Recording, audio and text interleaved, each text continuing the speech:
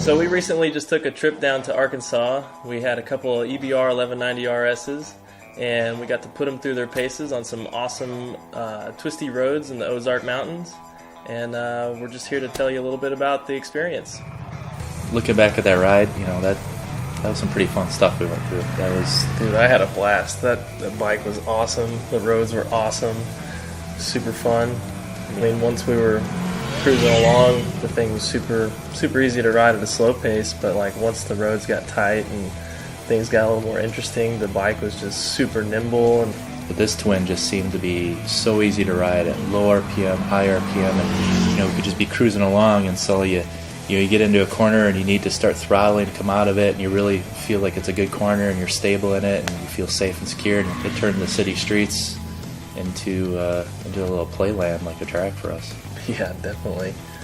You could be down low in the RPMs and the thing felt like it had tons of power, and then all of a sudden, once you start revving it, it was like, holy cow, here's a whole nother, you know, dose of power up on top. It just kept pulling, and, you know, never did I feel like, you know, I was waiting on it, like, where's the power at? This is, you know, and you could be in any kind of gear too sometimes. Like if you didn't get that downshift in and you got into a tight corner and you were gear high or something, there's just so much torque down low to just pull you through. And the brakes too, I mean, there's a couple times, you know, we're kind of learning the roads and you get in there and then suddenly, you know, just little light inputs on the brake and slow you right down.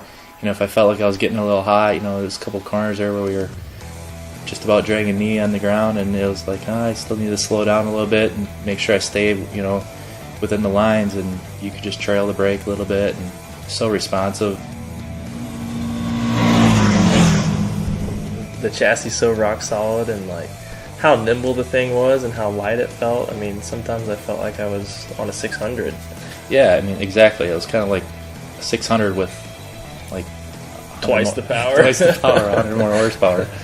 Any experienced rider at all would find this bike one of the fastest leader bikes to ride easily, to ride aggressively. I was impressed with the grip too. Like, you know, some of those roads, you know, didn't really look like there was a lot of grip to be had, and then you really start getting into the power and it just felt locked in. Yeah. Like, I guess that has to do with the idler gear too, and the swing arm. It just felt like the rear was just sticking in, just driving right into the ground. And I think it was the way you were spitting rocks at me.